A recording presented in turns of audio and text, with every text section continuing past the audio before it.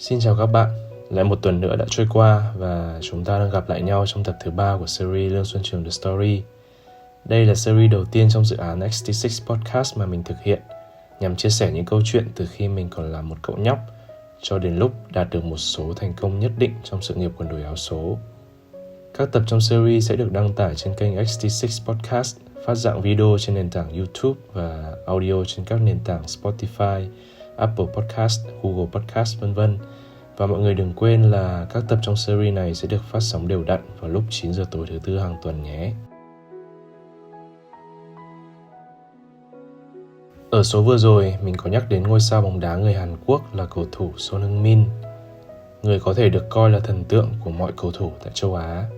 Với những gì đã thể hiện trong màu áo các câu lạc bộ Hamburg, Bayer Leverkusen hay Tottenham Hotspur, anh chính là cầu thủ người châu Á xuất sắc nhất lịch sử khi sang châu Âu thi đấu. Có lẽ với bất cứ một cậu nhóc yêu bóng đá nào tại Việt Nam thì việc được chơi bóng tại châu Âu, dù chỉ trong một khoảng thời gian ngắn, cũng sẽ là ước mơ một thời. Bản thân mình hồi nhỏ cũng đã từng như vậy, và ngày hôm nay mình sẽ kể cho các bạn nghe một câu chuyện rất thú vị. Đây có lẽ là lần đầu tiên mà mình chia sẻ những thông tin này. Đó là những câu chuyện về chuyến tập huấn của mình tại câu lạc bộ Arsenal. Hồi cuối năm 2012, mình cùng các cầu thủ của học viện Hoàng Anh Gia Lai Arsenal JMG là Công Phượng, Tuấn Anh và Đông Triều có cơ hội được đi tập huấn tại câu lạc bộ danh tiếng Arsenal.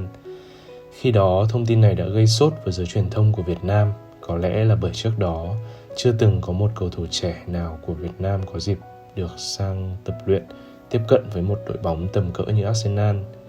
Thậm chí bây giờ khi gõ lại dòng chữ 4 cầu thủ Hoàng Anh Gia Lai sang Arsenal ở trên Google, mình thấy nhiều bài báo sau này vẫn nhắc lại sự kiện đó.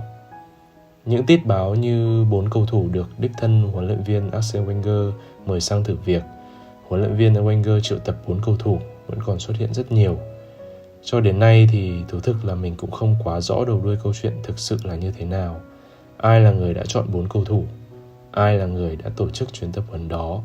Suy cho cùng thì những thông tin này cũng không quá quan trọng với tụi mình, bởi vì 4 anh em mình chỉ biết là cơ hội đến thì mình đi thôi. Do mình không biết chính xác sự việc đã diễn ra như thế nào nên mình chỉ có thể nói lên suy đoán của mình. Nó cũng có thể đúng hoặc có thể sai. Đơn giản, đây chỉ là quan điểm của mình nên mọi người có thể tham khảo hoặc cho qua cũng không sao. Cá nhân mình nghĩ việc tụi mình được đích thân huấn luyện viên Wenger mời sang là không thực sự chính xác.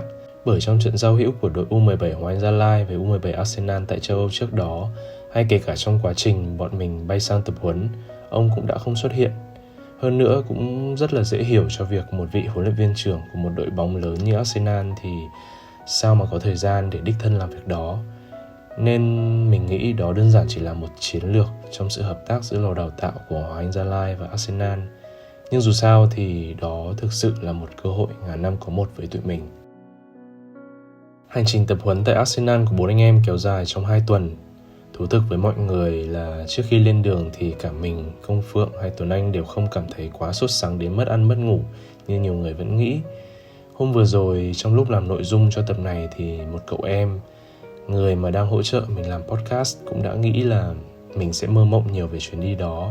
Nhưng thực ra ngay ở thời điểm đó mình đã biết đây giống như là một chuyến tập huấn rất bình thường, đi 2 tuần rồi sẽ lại về thôi.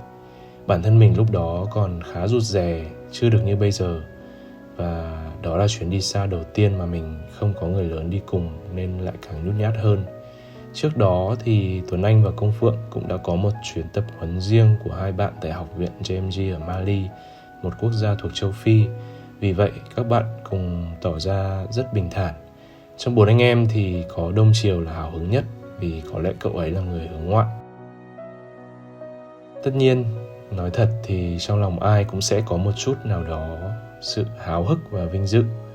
Nhưng bên cạnh đó cũng là nỗi lo không biết liệu mình sẽ làm tốt và hoàn thành được các bài tập của đội hay không. Nếu mình vào một team nhỏ nào của đội thì có trở thành gánh nặng cho nhóm nhỏ đó hay không. Nói chung ở bên ngoài mặt thì tụi mình tỏ ra khá bình thường, chỉ có Đông Triều là hào hứng nhất.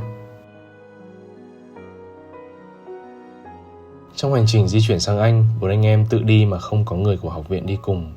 Có chăng thì đi cùng chuyến bay với tụi mình có một người đàn ông quốc tịch Anh mà bây giờ mình cũng không nhớ lắm. Chỉ nhớ ông tên là Kashmir, nhà ở London. Nếu mình không nhầm thì lúc đó ông đang làm việc trong một công ty môi giới cầu thủ hay một công việc gì đó liên quan đến bóng đá tại Việt Nam. Tiện đường về Anh nên ông đã nhận lời giúp đỡ 4 anh em. Trong suốt thời gian ở Anh thì mình nhớ ông còn mời tụi mình về nhà dùng bữa tối cùng với gia đình. Anh con trai của ông còn chở tụi mình lên trung tâm thành phố để mua quà lưu niệm nữa. Trong chuyến tập huấn này, tụi mình được bố trí ở khách sạn chứ không phải là nhà ở của câu lạc bộ.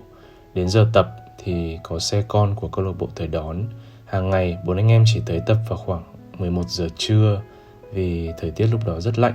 Buổi trưa nhiệt độ sẽ lên cao nhất trong ngày. Sau đó thì ăn trưa tại phòng ăn của đội rồi xe của đội lại trở về khách sạn. Còn lại mình cũng không nhớ rõ là các cầu thủ trẻ khác của Arsenal có ở trong clubhouse của câu lạc bộ hay không, hay họ ở bên ngoài đến giờ tập mới tới như tụi mình. Cơ sở vật chất ở câu lạc bộ Arsenal thì phải gọi là trong mơ rồi. Đội 1 và các đội trẻ tập cùng trong khuôn viên đó. Sân tập của đội 1 thì được quây kín hoàn toàn. Ngoài ra họ có một sân dành riêng cho những trận đấu giao hữu. Còn sân tập của đội trẻ là 2 thảm cỏ kéo dài lên đến 500 mét, có thể chia làm 10 sân bóng tiêu chuẩn 11 người. Tụi mình đã há hốc mồm khi nhìn thấy hình ảnh này. Chất lượng sân tập thôi mà đã không thể tìm ra lỗi gì để chê rồi. Vậy thì không biết mặt cỏ của sân vận động Emirates sẽ như thế nào. Tụi mình đã ngay lập tức liên tưởng như vậy. Còn khu nhà ăn của câu lạc bộ thì các cầu thủ trẻ sẽ được ăn cùng đội 1 luôn. Ở đó mình đã nhìn thấy rất nhiều những gương mặt quen thuộc. Mình còn được chụp ảnh với huấn luyện viên Arsene Wenger. Khi nhìn thấy các cầu thủ nổi tiếng của Arsenal trong phòng ăn thì mình thấy rất vui và vinh hạnh. Mỗi tội là cậu bé 17 tuổi năm đó thì vẫn quá nhút nhát nên mình không dám đến bắt chuyện. Nếu là được gặp Steven Gerrard thì chắc là mình sẽ liều mình hơn. Với các cổ động viên bóng đá tại Việt Nam, nhiều người đã biết đến những trận đấu mà bọn mình đã giao hữu với đội trẻ Arsenal. U17 Hoàng Gia Lai thắng U17 Arsenal 1-0. U19 Việt Nam vào năm 2014 đã đánh bại U19 Arsenal 3-0. Nghe kết quả thì rất là oách. Tuy nhiên, phải thú thực là mình không rõ đó có phải là các đội trẻ chính thức của Arsenal hay không. Mình chỉ biết là họ mặc áo Arsenal và thi đấu. Mình nói vậy là vì khi mình, Công Phượng, Tuấn Anh và Đông Triều sang tập huấn riêng thì trình độ của các bạn ấy cao hơn tụi mình rất nhiều. Trong đội hình mình tập cùng lúc đó còn có cả hậu vệ phải Hector Bellerin và thủ môn xuất sắc nhất thế giới năm 2023 Emiliano Martinez. Thứ nhất, nói về bài tập thể lực, bọn mình thua xa so với các cầu thủ ở đó. Còn về các bài tập về bóng thì tụi mình làm khá ổn. Tuy nhiên, cường độ chơi bóng của các cầu thủ bên đó rất nhanh nên tụi mình cũng nhanh bị mệt. Bên cạnh đó, tụi mình còn gặp khó khăn trong việc giao tiếp. Huấn luyện viên và các bạn trong đội nói cực nhanh và khó nghe và cũng toàn là những từ ngữ chuyên môn, những từ mà mình rất ít khi được tiếp xúc. Trước đó mình cũng chưa từng được ở trong một môi trường nào kiểu như vậy nên việc giao tiếp tiếng Anh của mình chỉ ở mức trung bình mà thôi. Xuyên suốt 2 tuần tập luyện, mình có cảm giác như tụi mình chỉ đang tập nhờ, không có sự chính thức nên thật sự bản thân mình cảm thấy không thuộc về nơi này. Mặc dù mình vẫn biết đây là những giây phút quý giá để có thể học hỏi, trải nghiệm. Tuy nhiên khi đứng trên sân tập ở đó, nhiều lúc mình lại muốn nhanh chóng để xong cho sớm rồi về. Lúc đó mình cũng còn trẻ con nên những suy nghĩ như vậy thật khó để kiểm soát. Ở Việt Nam thì mình cũng đã quen với môi trường tập luyện và luôn ở trong một cái vòng tròn an toàn, tập luyện rất thoải mái với những người đồng đội quen thuộc. Vì vậy, khi sang Arsenal mình cảm thấy rất khó để hòa nhập.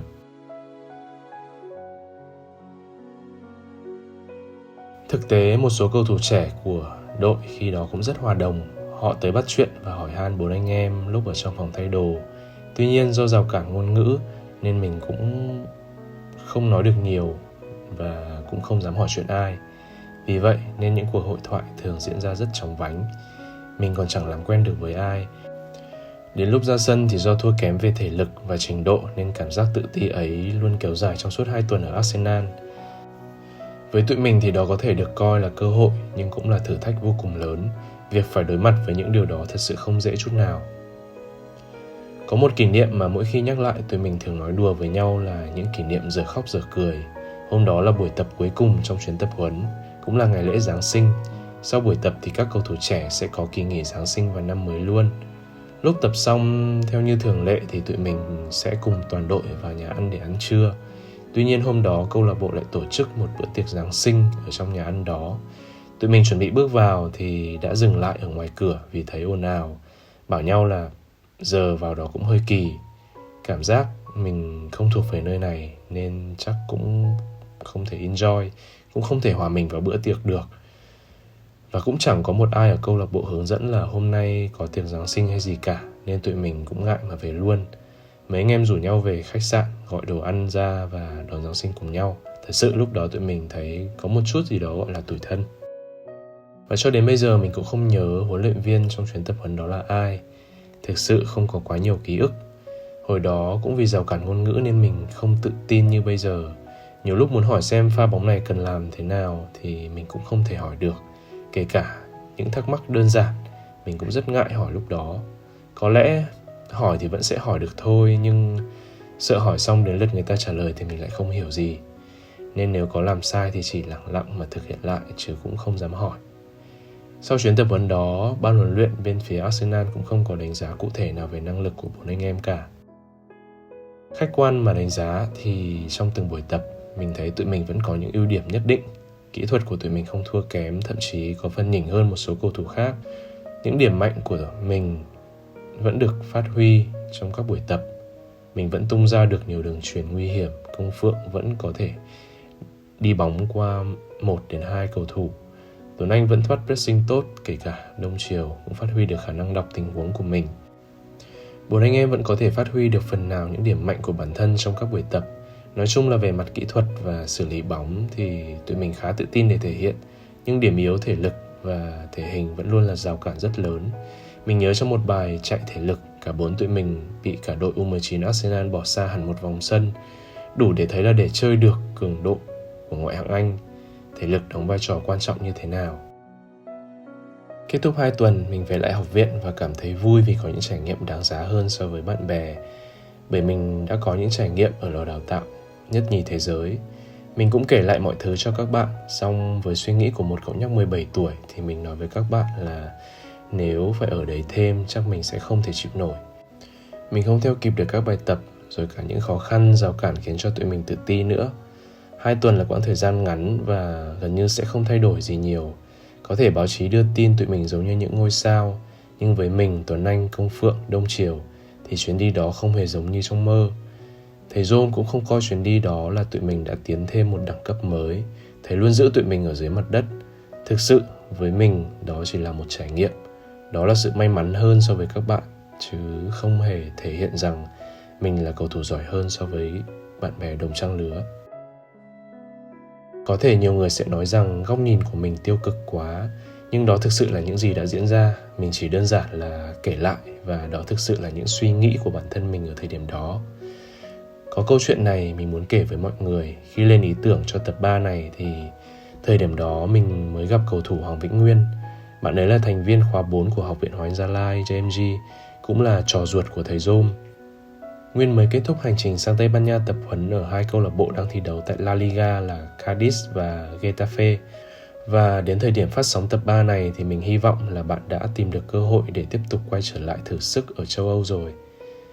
Nguyên còn trẻ nhưng giỏi hơn tụi mình. Nếu như khi sang Arsenal tụi mình có 4 người, luôn có anh em ở bên cạnh, thì trong chuyến tập huấn vừa qua, Vĩnh Nguyên chỉ đi có một mình. Vậy mà bạn vẫn dũng cảm, kết nối, trao đổi, trò chuyện với các cầu thủ bản địa của đội. Nguyên có sự chủ động trong mọi thứ. Tất nhiên khi sang đó bạn cũng có những khó khăn giống như tụi mình. Đó là khó khăn về thể lực. Chưa quen được với cường độ chơi bóng, rồi cũng chưa thích nghi được với đồ ăn phương Tây nữa. Nhưng Nguyên vẫn cố gắng, thậm chí bạn còn quyết tâm phải quay lại Tây Ban Nha để tập luyện và thi đấu trong quãng thời gian dài. Vậy mới thấy hình ảnh của Nguyên nói riêng hay của những cầu thủ trẻ thế hệ sau này có một sự mạnh dạn hơn nhiều so với tụi mình trước đó. Thời điểm của mình thì việc cầu thủ ra nước ngoài tập luyện và chơi bóng vẫn còn khá ít. Đến bây giờ việc này cũng chưa hẳn là nhiều. Một cầu thủ khi sang nước ngoài sẽ được báo chí chú ý rất nhiều. Bởi vì điều đó cho đến bây giờ vẫn còn khá lạ lẫm. Có thể nói một cầu thủ khi sang nước ngoài không chỉ là đi cho cá nhân họ, mà còn mang theo cả một giấc mơ vươn tầm bóng đá Việt Nam. Những người đi trước chưa có ai thực sự thành công, vậy mà Vĩnh Nguyên vẫn dũng cảm bước tiếp. Điều đó quả là đáng mừng với cầu thủ trẻ tuổi này.